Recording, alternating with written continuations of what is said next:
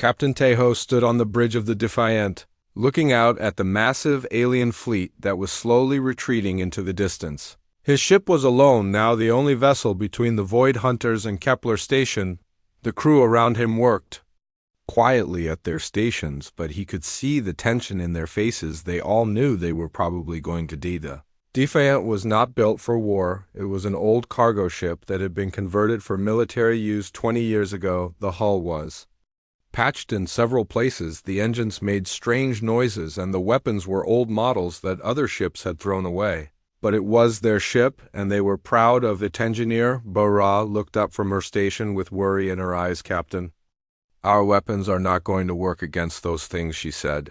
I have been studying the reports from other battles, and every type of weapon just makes the Void Hunters strong. Bara was a brilliant engineer who could fix anything and make old equipment work like new. She had been with the ship for 8 years and knew every bolt and wire in the entire vessel. If she said their weapons would not work, then Captain Tejo believed her navigator Minho was studying his screens with deep concentration. Sir, I have been tracking the Void Hunters' movement patterns, he said.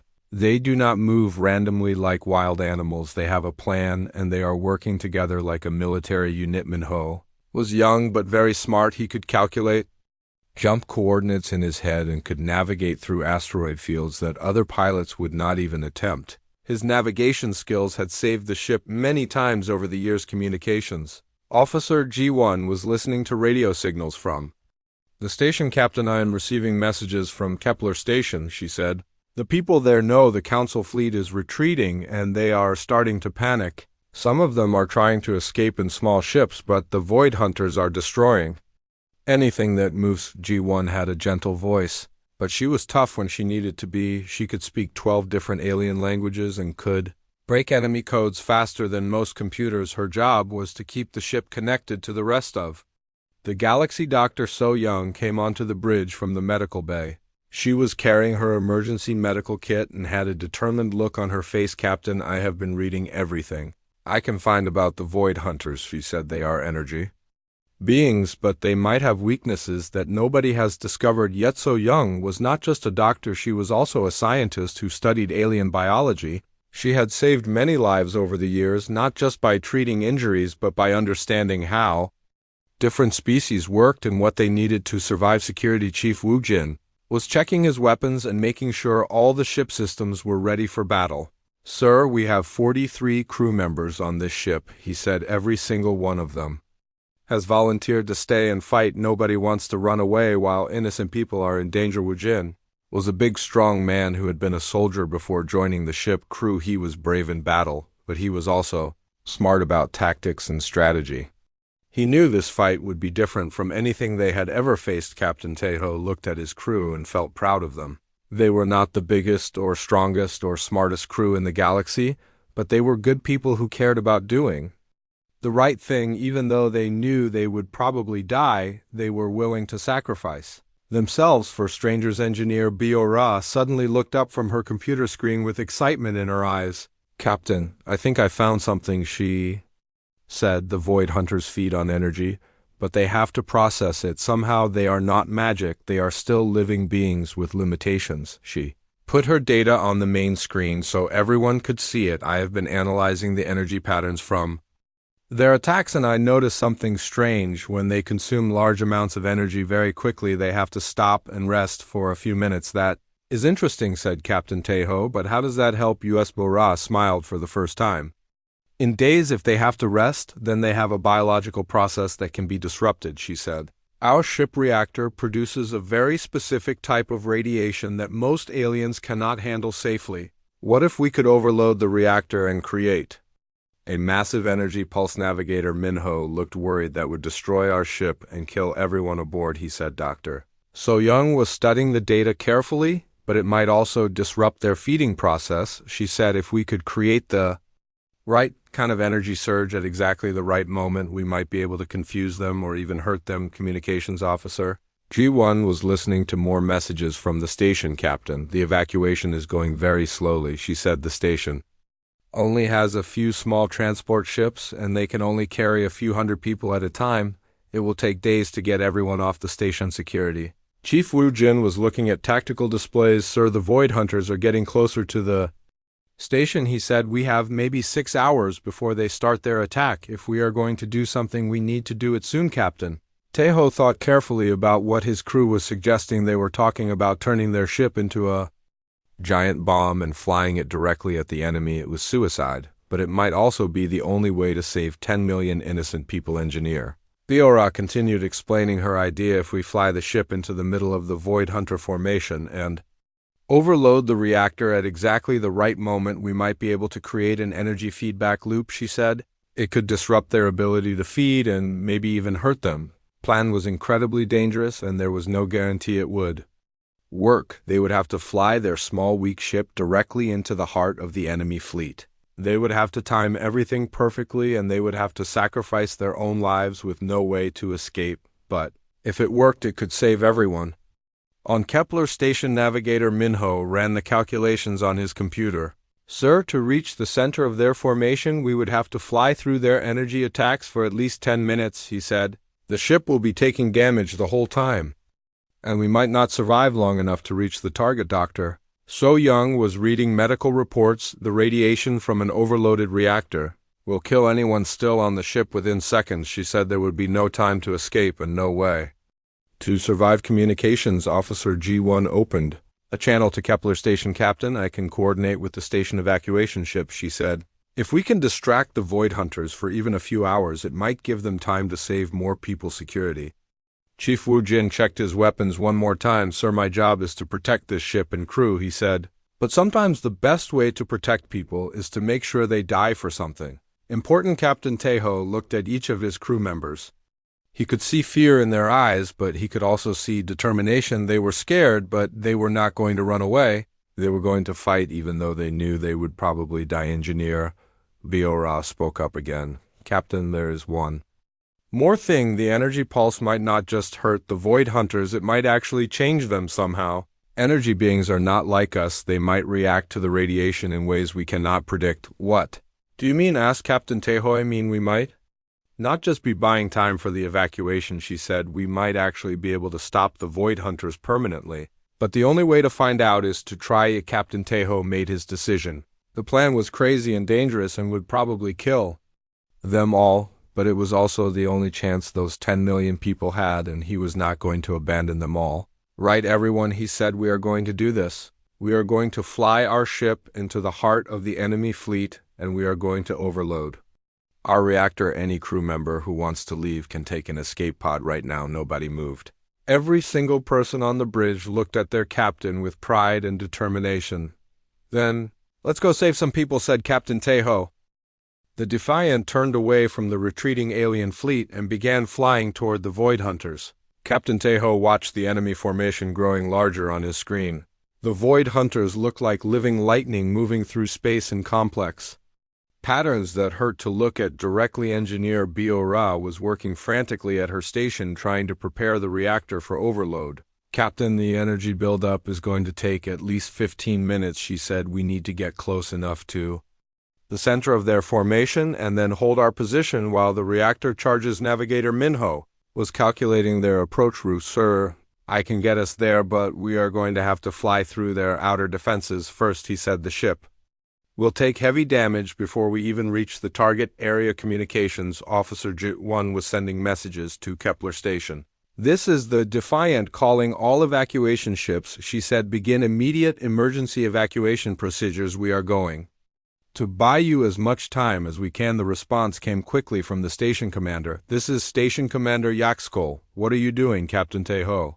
The Council fleet has retreated, and you are flying directly toward the enemy. Captain Taeho open the communication channel. Commander, we are going to try something that might disrupt the Void Hunters, he said. Get as many people off the station as you can. We will hold them off for as long as possible. Commander Yaxkol was a Thaxian who had been running Kepler Station for 20 years. He had seen many battles and knew when a situation was hopeless. Captain, your ship cannot survive against the Void Hunters, he said. You are throwing away your lives for nothing, maybe, said Captain Taeho, but we would rather die trying to save people than live knowing we abandoned them. Defiant entered the outer edge of the Void Hunter formation and immediately came under attack. Energy Bolts struck the hull, causing systems to fail and corridors to fill with smoke. The ship shook violently as the alien weapons tore through the armor hull breach. On deck 3 shouted, "Security Chief Wu Jin over the sound of alarms. Emergency teams are responding, but we are losing atmosphere fast fire." In the medical bay called out Dr. So Young, her voice steady despite the chaos. "I am sealing the compartment and rerouting life support systems." The ship kept flying deeper into the enemy formation, taking more and more damage with each passing minute. The Void Hunters seemed to realize that this small human ship was not running away like the others, and they began to focus their attacks more intensely. Engineer Biora was struggling to keep the reactor stable while under attack. "Captain, the energy feedback from their weapons is interfering with our systems," she said. "I am having trouble controlling the overload." Sequence Navigator Minho was working hard to keep the ship on course while systems failed around him. "Sir, we have lost main navigation and I'm flying on backup systems," he said. "I can keep us on target for maybe 10 more minutes." Communications Officer G1 was still coordinating with the evacuation ship. "Station reports that they have evacuated 200,000 people so far," she said, "but they still have over 9 million people to get off the station." The Defiant was now deep inside the Void Hunter formation, surrounded by energy beings that looked like living stars. The ship was taking damage faster than the crew could repair it, but they kept flying toward the center of the enemy fleet. Security Chief Wu Jin was running from deck to deck, trying to coordinate damage control teams. "Sir, we have lost power to decks 4 and 5, he said. "The crew is trapped in several compartments and we cannot get to them." Dr. So Young was treating injured crew members while also trying to keep the medical systems running. "We have 15 crew members with serious injuries," she said, "but everyone is staying at their posts." The ship was falling apart around them, but the crew of the Defiant kept working. Engineer Biora was crawling through damaged corridors to reach manual controls. Navigator Minho was using emergency steering to keep them on course. Communications Officer G1 was sending constant updates to the evacuation ship's captain. Taeho stood on the bridge watching his crew work with calm determination. These people had families and dreams and futures they would never see, but they had made their choice and they were going to see it through to the end. The Void Hunters' attacks were getting more desperate as the human ship got closer to the center of their formation. They seemed to sense that something was wrong, that this small vessel was more dangerous than it appeared. Engineer Biora called out over the ship communication system, "Captain, we are now at the center of the enemy formation and the reactor is almost ready for overload." She said all crew members should evacuate to escape pods immediately, but nobody moved toward the escape pods. Everyone stayed at their stations because they knew that someone had to guide the ship through the final phase of the plan. They needed every person working together to make sure the reactor overload happened at exactly the right moment. Navigator Minho was using manual controls to hold the ship in position. "Sir, the Void Hunters are surrounding us completely," he said. "They are preparing for a massive coordinated attack." Communications Officer G1 was receiving more reports from the evacuation ships. "Station has now evacuated 500,000 people," she said, "but the Void Hunters will reach the station in less than an hour." Dr. So Young was monitoring the crew health systems. "The radiation levels are rising rapidly," she said. "Anyone still on the ship when the reactor overloads will die within seconds." Security Chief Wu Jin was making final checks on all ship systems. "Sir, all non-essential systems are shut down and all crew members are at their posts," he said. "We are ready for the final phase." Captain Taeho looked around the bridge at his crew. They were all injured and exhausted, but they were still working, still fighting, still determined to complete their mission. These 43 people were about to sacrifice everything for strangers they had never met. Engineer Biora announced over the ship communication system. "Reactor overload will begin in 60 seconds, she said. "All crew members, this is your last chance to evacuate." Still, nobody moved. Everyone on the ship had made their decision. They were going to stay and see this through to the end. Navigator Minho was struggling to keep the ship steady as the Void Hunters increased their attacks. "Sir, the ship is taking critical damage," he said. "Hull integrity is down to 30%. Communications Officer G1 opened a channel to broadcast to the entire galaxy. "This is Communications Officer G1 of the human vessel Defiant," she said. "We are about to attempt something that has never been tried before.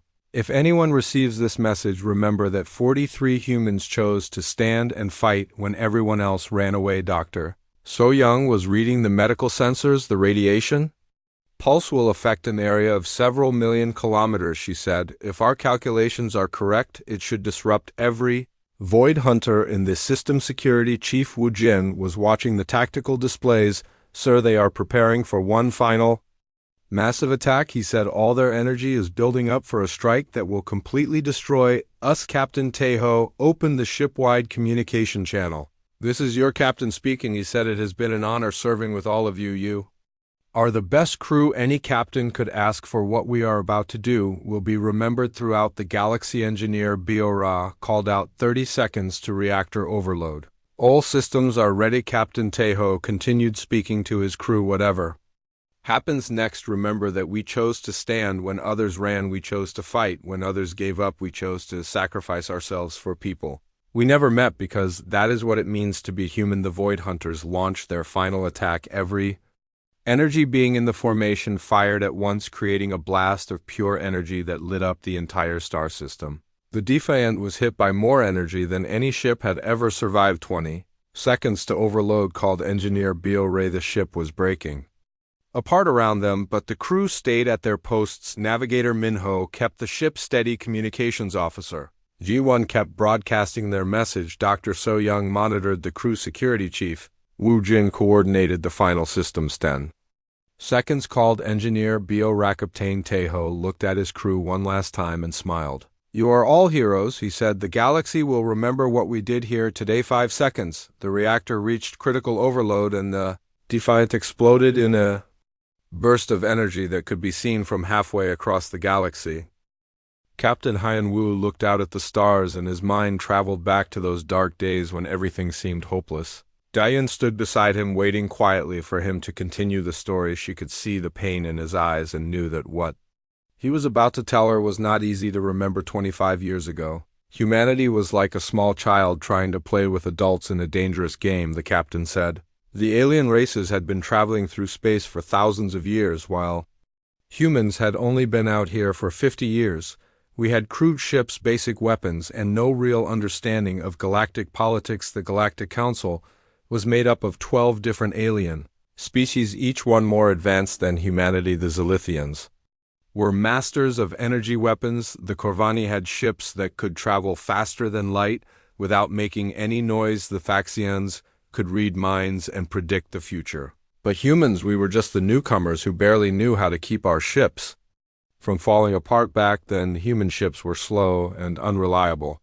Our weapons were weak compared to alien technology, and our crews were small because we did not have many people trained for space travel. The Council gave us jobs like carrying supplies between planets or delivering messages to remote stations. They never trusted us with anything. Importanian had learned about this in her history classes, but hearing it from someone who had lived through those times made it feel more real. She could not imagine what it must have been like for the first human space crews to work alongside aliens who thought they were inferior. The Void Hunters appeared without warning. The captain continued. One day everything was normal, and the next day entire star systems were going dark. The first reports came from the outer rim worlds, small planets with mining colonies or research stations that suddenly stopped all communication. At first, the Council thought it was just equipment failures or solar storms, but then the scout ships went to investigate and they found nothing. No planets, no moons, no asteroids, no debris. Nothing but empty space where entire solar systems used to bait Void Hunters were unlike anything the galaxy had ever seen. They were not made of solid matter like other living beings. Instead, they were pure energy that moved through space like living lightning. They could pass through solid objects like ghosts, but they could also become solid when they wanted to attack something. What made them truly terrifying was how they fed themselves. They consumed energy from everything around them. Starlight, planetary cores, the life force of living beings, everything was food to them. When they attacked a planet, they would drain all the energy from it, leaving behind a cold, dead rock floating in space. The great alien civilizations tried everything to stop them. Energy shields made The Void Hunters stronger because they could absorb the energy physical weapons. Like missiles and bullets passed right through them without doing any damage. Nuclear weapons were like giving them a feast because they fed on the nuclear energy planet after planet fell to the Void Hunters.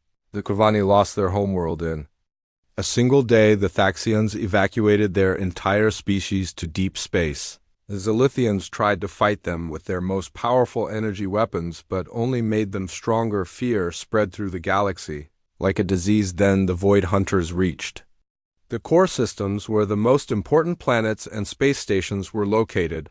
Kepler Station was one of the biggest trading posts in the galaxy. It was a massive structure built in the middle of space, bigger than most cities. It had shops, restaurants, schools, hospitals, and homes for over 10 million beings from dozens of different species. The station was a symbol of everything good about galactic civilization. Different species worked together there, traded with each other, learned from each other, and lived in peace. It was proof that the galaxy could be a place where everyone could get along despite their differences.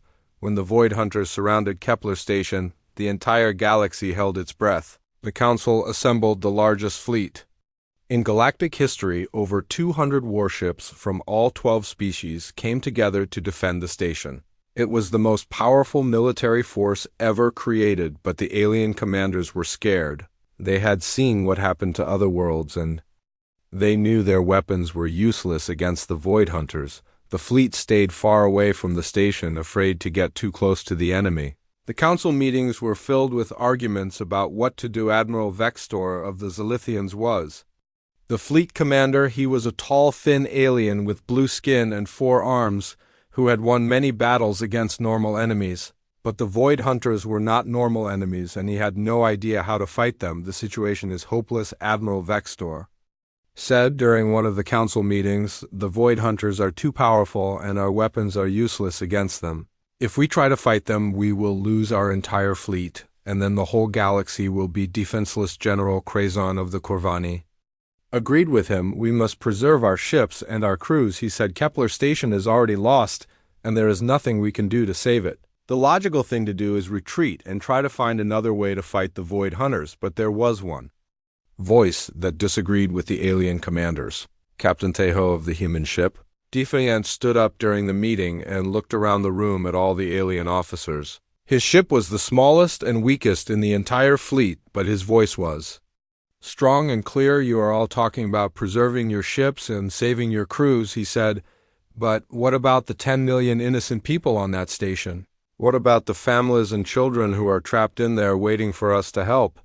The alien commanders looked uncomfortable. They were not used to thinking about individual lives when making military decisions. For them, war was about numbers and statistics and acceptable losses. They could sacrifice 10 million lives if it meant saving their fleets. Admiral Vextor spoke in a cold voice. Captain Tejo, you are being emotional. War requires logic and clear thinking. We cannot save everyone, and we must make difficult choices. Sometimes sacrifice is necessary for the greater good. Captain Tejo stood up slowly. He was a short, stocky man with graying hair and kind eyes, but there was steel in his voice when he replied, maybe that is the difference between humans and the rest of you. We do not believe that any sacrifice is acceptable when it means abandoning innocent people. The room fell silent. The alien commanders stared at him in shock. No one had ever spoken to them like that before, especially not a human from the newest species in the galaxy. Admiral Vextor was angry. Your emotional thinking will get you killed, Captain, and it will not save those people on the station. You have 43 crew members on your ship. Are you willing to sacrifice all of them for strangers? Captain Tejo smiled sadly and nodded. Yes, Admiral, I am, and so are they, because that is what it means to be human. The meeting ended with the council deciding to retreat. The alien fleet would pull back to a safe distance and wait to see what happened to Kepler Station. If the Void Hunters destroyed it, they would at least have their ships and crews intact to fight another day. Had made a different decision. His ship, the Defiant, would stay and fight even if it meant certain death for everyone aboard. The massive Starship GSS Horizon moved through space like a silent giant. The ship was 3 kilometers long and carried over 5,000 crew members from dozens of different planets. Captain Han Wu stood on the bridge watching the stars drift Past the huge windows, he had been the captain of this ship for 12 years and had seen many strange things in the galaxy.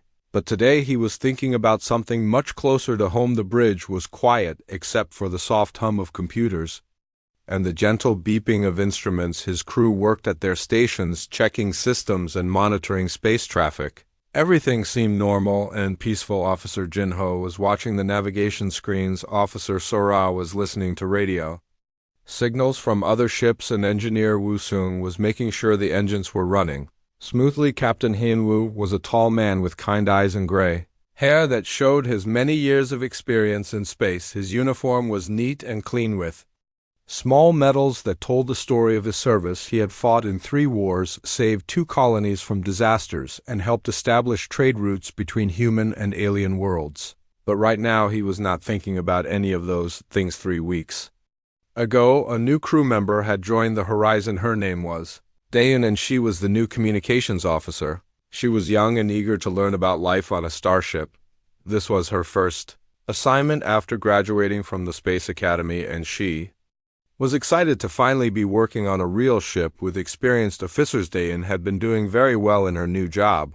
She learned quickly and asked good questions about how things worked on the ship. The other crew members liked her because she was friendly and willing to help with extra duties whenever needed. But lately, Captain Hichiyun Wu had noticed that she seemed puzzled about something. He had been expecting this moment ever since Dayan came aboard. Every new crew member eventually noticed the same thing, and every one of them asked the same question. It was like a test that all humans had to pass when they first served on a starship. The elevator doors opened, and Dayan stepped onto the bridge. She walked over to Captain Hyun Woo with a confused expression on her face. She had been working on the ship for 3 weeks now and had gotten used to most of the strange things about life in space, but there was one thing that still bothered her. Captain, I have been thinking about something for days now, she said. Dayan was a small woman with short black hair and bright, intelligent eyes. She wore the blue uniform of a communications officer and carried a small computer tablet that she used for her work. What is troubling you? Officer Yun, the captain asked. He already knew what she was going to say, but he wanted to hear her explain it in her own words. It is about the dining hall, sir, she said. I eat there every day with the other officers, and I have noticed something very strange. There is always one empty seat at the main table. Every meal, every meeting, every gathering, that chair just sits there empty. Captain Henwu nodded slowly. He had been waiting for this conversation. The chair is never used, she continued. Nobody ever sits in it, nobody ever moves it, nobody ever puts anything on it. The other crew members just walk around it like it is not even there. When I asked Officer Minho about it, he just looked sad and said I should talk to youth. Captain was quiet for a moment. He looked around the bridge at his crew members, who were all busy with their work. None of them were listening to the conversation, but he knew they all remembered their first time asking this same question. Officer Dayun, this is not something we talk about in the official training manuals, he said, but it is something every human in space needs to know. Walk with me to the observation deck, and I will tell you a story. They left the bridge and walked through the corridors of the ship. The Horizon was like a small city floating in space. It had restaurants, shops, medical centers, schools, and even parks with real trees and grass. Crew members from many different planets worked together here. Some had fur, some had scales, some had extra arms or eyes, but they all wore the same uniforms and followed the same rules. The observation deck was a large room with windows that looked out into space. It was usually crowded with people who came to watch the stars, but right now it was empty. Captain Hyun Woo and Dayan stood at the main window looking out at the endless darkness filled with tiny points of light. The story I'm about to tell you happened before you were born, the captain said. It happened when humanity was still new to space travel, and the other alien races did not respect us very much. They thought we were weak and emotional and not very smart. Dayan listened carefully. She had studied history at the academy and knew that humans had not always been welcome in the galaxy. When Earth first made contact with alien civilizations, many of them looked down on humans as primitive creatures who had barely learned to leave their own planet. Back then, we only had small old ships and basic weapons. The captain continued. The Galactic Council gave us simple jobs like carrying cargo or delivering messages. They never trusted us with anything important because they thought we would mess it up. But then something terrible happened, something that changed everything about how the galaxy saw humanity, something that made every alien race realize that humans were not weak at all, but actually the most dangerous species in space. What happened, Dayun asked. The captain was quiet for a long time, staring out at the stars. His face looked serious and sad, like he was remembering something painful. 25 years ago, there was an enemy that no one could defeat, he said. They were called the Void Hunters, and they were unlike anything the galaxy had ever seen. They were not made of flesh and blood like us, but of pure energy. They moved through space like ghosts, and they consumed entire star systems, leaving nothing behind but empty darkness. The greatest military minds in the galaxy tried to fight them, but nothing worked. Energy weapons made them stronger. Physical weapons passed right through them. Nuclear bombs just gave them more power to feed on planet after planet fell to the Void Hunters, and the Galactic Council had no idea how to stop them. Then came the siege of Kepler Station. Dayun had heard of Kepler Station in her classes. It was one of the most important trading posts in the galaxy, a massive structure that housed millions of beings from dozens of different species. Void Hunters surrounded the station. The captain continued. 10 million innocent people were trapped inside with no way to escape. The Council fleet was there too, over 200 of the most advanced warships in the galaxy. But when the Void Hunters attacked, the alien commanders ordered a retreat. A retreat? Dayun asked. But what about the people on the station? The alien commanders said it was a necessary sacrifice, the captain replied. They decided that 10 million lives were acceptable losses. If it meant saving their precious warships, they were going to abandon everyone on that station and let the Void Hunters consume them. Dayun felt sick to her stomach. She could not imagine how anyone could make such a terrible decision. But there was one ship that refused to leave, the captain said. One small old human vessel called the Defiant. It was commanded by Captain Tejo, and it carried a crew of 43 humans. The ship was nothing special, just an old cargo hauler that had been converted for military use. Its weapons were weak, its armor was thin, and its crew was tiny compared to the alien warships. The alien commanders laughed at Captain Tejo over the radio. They called him a foolish human who would die for nothing. They said he was being emotional and illogical, and that he should retreat with the rest of the fleet. But Captain Tejo gave them an answer that became famous throughout the galaxy. Sometimes doing the right thing is more important than doing the smart thing. And with that, the captain turned to Dayun with tears in his eyes. The empty seat in our dining hall is for those 43 heroes who chose to stay and fight when everyone else ran away. The explosion was unlike anything anyone had ever seen. The Defiant vanished in a brilliant flash of light that turned night into day across the entire star system. The energy pulse spread outward in all directions like a wave of pure light, traveling faster than any ship could fly. On board the evacuation ships near Kepler Station, millions of people watched in stunned silence as the small human vessel disappeared in the explosion. Children pressed their faces against windows while adults stood with tears in their eyes. Everyone knew they were witnessing something that would be remembered forever. Station Commander Yaxkol stood on the observation deck of Kepler Station, watching the expanding wave of energy approach. His 4 eyes were wide with amazement as he realized what the humans had done. They had turned their ship into a weapon unlike anything the galaxy had ever seen. The energy wave reached the Void Hunters, and something impossible happened. Instead of absorbing the energy like they normally did, the alien beings began to writhe and twist in what looked like pain or confusion. For the first time since they had appeared, the Void Hunters were being affected by a weapon, but it was more than just pain. The energy from the overloaded human reactor was changing the Void Hunters in ways that nobody could have predicted. The feedback loop that engineer Biora had created was disrupting their very nature as energy beings. The Void Hunters had always been creatures of pure hunger, consuming everything they encountered without thought or feeling. But the radiation from the human ship was doing something to their minds. They were experiencing something new, something they had never felt before. Dr. So Young had been right when she predicted that energy beings might react to radiation in unexpected ways. The pulse from the Defiant was not just hurting the Void Hunters, it was teaching them something they had never learned. For the first time in their existence, the Void Hunters were feeling empathy. The concept was completely foreign to them. They had always been driven by an endless need to consume energy, never considering the lives they destroyed or the civilizations they wiped out, but now they were experiencing the emotions of the beings they had killed.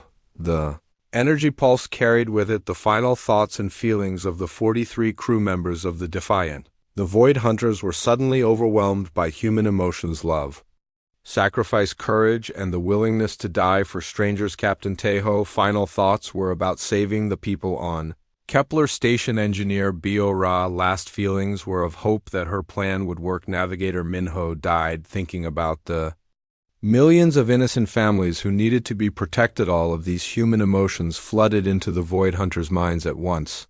They experienced what it felt like to care about others, to feel responsible for protecting the weak, to understand that some things were more important than survival. The Void Hunters stopped attacking. They hung motionless in space, trembling with the force of emotions they had never experienced before. For creatures that had existed for millions of years without ever feeling anything beyond hunger, this was a shock that shook them to their core. On the bridge of the retreating Council flagship, Admiral Vextor watched his instruments with disbelief. The Void Hunters had completely stopped their attack and were beginning to move away from Kepler Station. "What is happening?" Admiral asked his science officer.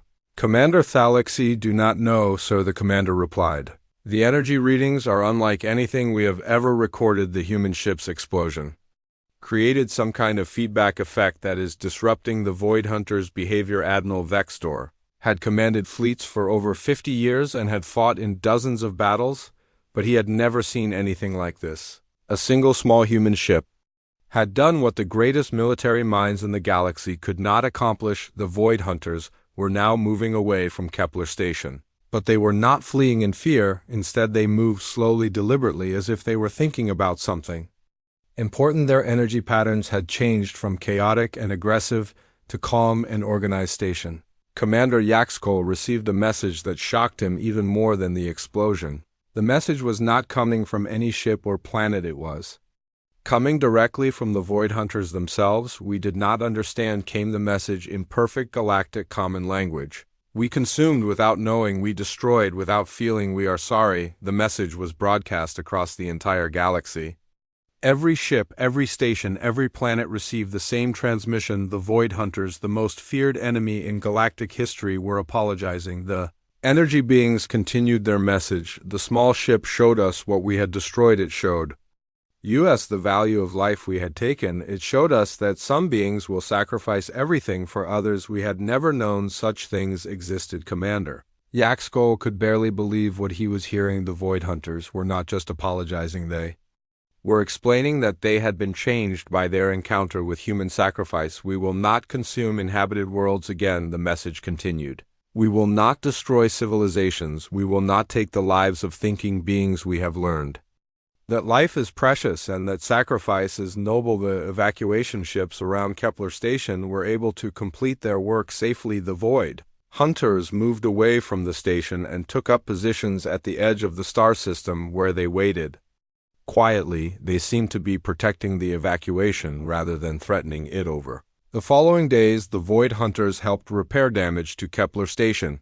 Using their energy abilities to restore power systems and life support, they worked alongside the repair crews, learning about cooperation and teamwork. The alien council members who had retreated and abandoned the station were forced to face the reality of what had happened. A small crew of humans had accomplished what their entire fleet could not. They had not just saved 10 million lives, they had transformed the galaxy most dangerous enemy into an ally. Admiral Vextor called an emergency meeting of the council. The other admirals and generals gathered to discuss what had happened and what it meant for the future of galactic civilization. "We must acknowledge what we have witnessed," said Admiral Vextor. "The humans showed us something we had forgotten about: the value of individual lives and the power of sacrifice." General Krazon of the Corvani was uncomfortable with this discussion. "We made the logical military decision," he said. "We preserved our fleets and our crews, but the humans made the right decision," replied Admiral Vextor. "They chose to save innocent lives even when it meant sacrificing their own. That is not logical, but it is something greater than logic." The news of the defiant sacrifice spread throughout the galaxy faster than any communication system. could carry at every species, every world, every space.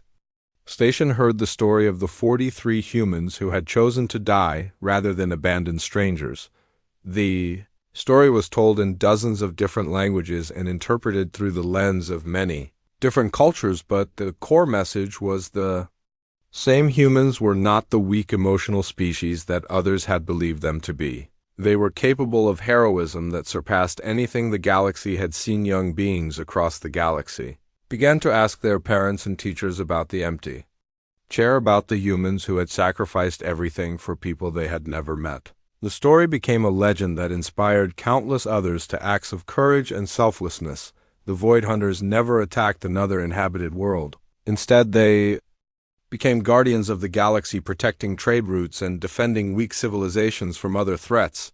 They had learned about the value of life from 43 humans who were willing to give up their own. The council was forced to completely change their opinion of humanity. The species they had dismissed as primitive and emotional had shown them the true meaning of civilization, not through advanced technology or superior weapons, but through moral courage and selfless sacrifice. From that day forward, humanity was given a place of honor in the Galactic Council. Human ships were welcomed at every station, and human crews were requested for the most important missions. The galaxy had learned that sometimes the most powerful weapon is not a gun or a bomb, but the willingness to sacrifice everything for others. The empty chair tradition began immediately after the news of the defiant sacrifice reached human colonies. Every human ship in the galaxy set aside one seat at their main table to honor the memory of Captain Tejo and his crew. But the tradition spread beyond just human ships. Alien vessels began to adopt the custom as well, setting aside what they called the human chair to remind their crews that some things were more important than survival. The galaxy had been changed forever by the sacrifice of 43 humans who chose to stand and fight when everyone else ran away. Captain Heian Wu finished his story and stood quietly for a long moment, looking out at the stars through the observation deck window. Deun had listened to the entire tale without saying a word, but now she had tears in her eyes and her hand was pressed against her heart. The silence stretched between them, broken only by the gentle hum of the ship engines and the distant sound of crew members going about their duties. The story of the Defiant and its crew seemed to hang in the air around them like a living thing. Officer Dayun finally spoke, her voice barely above a whisper. "Captain, I had no idea," she said. "I knew that humans were respected in the galaxy now, but I never understood why. Everyone at the Academy talked about our reputation, but they never explained how we earned it." Captain Hyunwoo turned to face her, and she could see the pride and sadness mixed in his expression. "That is because the story is not about earning respect," he said. "It is about doing what is right even when it costs everything." The respect came later as a result of the sacrifice, not as a goal. Dayun wiped the tears from her eyes and looked back toward the dining hall where the empty chair waited. "Every human ship in the galaxy has that chair," she said. "Not just human ships anymore," the captain replied. "Most alien vessels have adopted the tradition as well. They call it the human chair, and it serves as a reminder that there are some things more important than survival or logic, or even military strategy." The tradition had started within days of the news reaching the human colony's ships. Crews began setting aside one seat at their main table to honor the memory of Captain Tejo and his 42 crew members, but the custom quickly spread beyond human space. Alien captains who had heard the story began to implement similar traditions on their own ships. Some species added empty chairs to their command centers. Others created memorial spaces in their cargo holds or engineering sections. The specific details varied, but the meaning was always the same. The empty chair represents the choice to sacrifice yourself for others, even when those others are strangers. Captain Hyun Woo explained, "It reminds us that the greatest strength of any civilization is not its weapons or technology, but its willingness to protect the innocent." Dayun thought about her training at the Academy and all the classes she had taken about galactic history and military strategy. None of her instructors had ever mentioned the empty chair tradition or explained why other species treated humans with such respect. "Why do they not teach this story at the Academy?" she asked. "It seems like something every human officer should know." Captain Hyunwoo smiled sadly. "They do teach it, but not in the way you might expect. The story is woven into every class about leadership ethics and sacrifice. The instructors do not need to tell the story directly because they expect the cadets to discover it for themselves when they serve. On real ships, the tradition had become so deeply embedded in human culture that it was taken for granted, like breathing or walking. Children grew up seeing the empty chair at family gatherings and community events. They learned to respect it before they even understood what it represented. Officer Dayun, do you understand now why we honor that chair? Captain Hyanwu asked. I think so, she replied. It is not just about remembering the crew of the Defiant, it is about reminding ourselves of what we are capable of when we choose courage over fear. Exactly, said the captain, but there is more to it than that. The empty chair also reminds us that we are never alone. When we face difficult choices, we can think about Captain Tejo and his crew, and remember that other humans have faced impossible situations with courage and grace. The story of the Defiant had become more than just history, it had become a moral compass for humanity. Throughout the galaxy, human crews faced dangerous missions and difficult decisions, but they always had the example of the 43 heroes who had chosen sacrifice over survival. Dayun looked back toward the dining hall with new understanding now.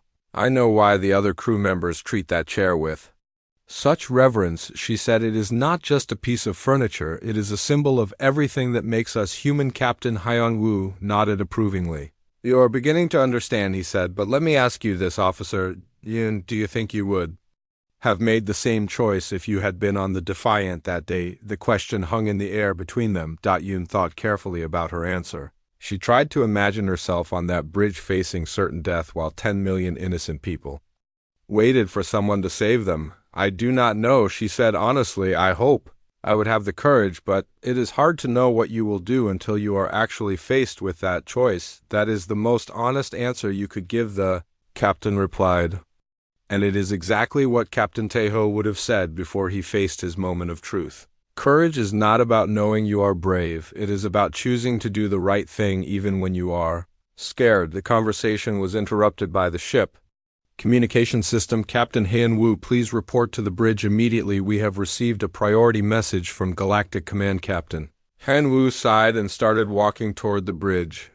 Dayun followed him, wondering what kind of emergency required the captain. Attention, Officer Dayun, he said as they walked. This conversation is not over. There is still more you need to understand about the empty chair. When they reached the bridge, communications officer Jin-ho handed the captain a message tablet. Sir, we have received orders to respond to a distress call from the mining colony on Zarian Prime. He said a solar storm has damaged their life support systems and they need immediate evacuation. Captain Hyun-woo read the message quickly.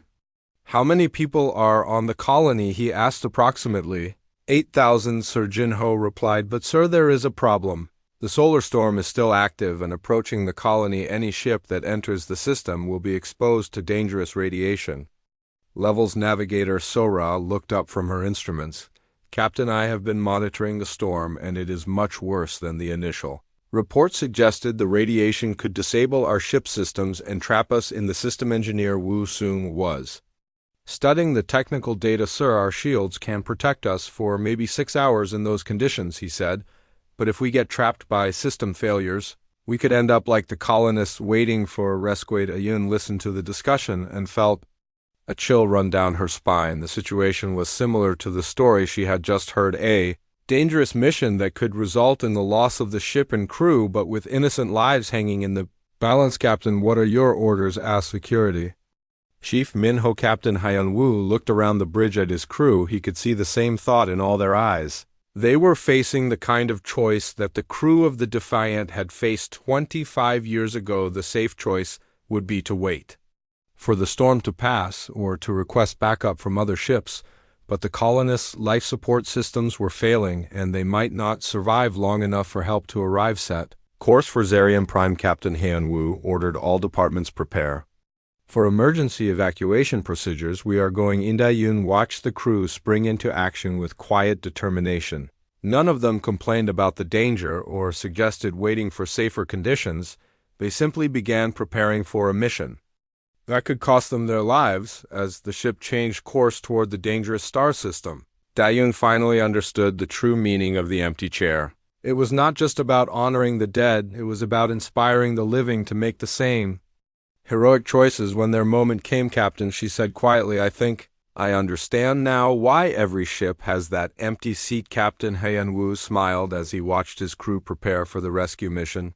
Officer Da-yun, the empty chair is not really empty, he said. It is filled with the spirit of everyone who chooses to put others before themselves. When we face difficult choices, we are not alone because we carry the courage of all those who came before us. The ship entered the dangerous star system and immediately began taking radiation damage, but the crew worked together with the same determination that had driven the crew of the Defiant. They rescued all 8,000 colonists and brought them to safety despite the risks to themselves later. That evening, Dae-yoon sat at the main table in the dining hall looking at the empty chair with new eyes. She understood now that it represented more than just the memory of 43 heroes. It represented the ongoing choice that every human had to make between safety and sacrifice, between logic and love, between survival and service. Other crew members joined her at the table, each one taking their usual seat, but leaving the special chair untouched. They talked quietly about the successful rescue mission and about the courage they had shown in the face of danger. Officer Min-ho noticed Da-yun staring at the empty chair. Do you understand it now? He asked. Yes, she replied. I understand that the chair is not really empty, it is filled with the promise that we will always choose to help others even when it costs us everything. The tradition of the empty chair had spread throughout the galaxy because it represented something that all civilized beings could understand and respect. The willingness to sacrifice yourself for others was not just a human trait, it was the foundation of all moral civilization. On alien ships throughout the galaxy, crews gathered around their own empty chairs and told stories of human courage. They taught their children about the importance of putting others before yourself and about the power of moral courage in the face of impossible odds. The void hunters who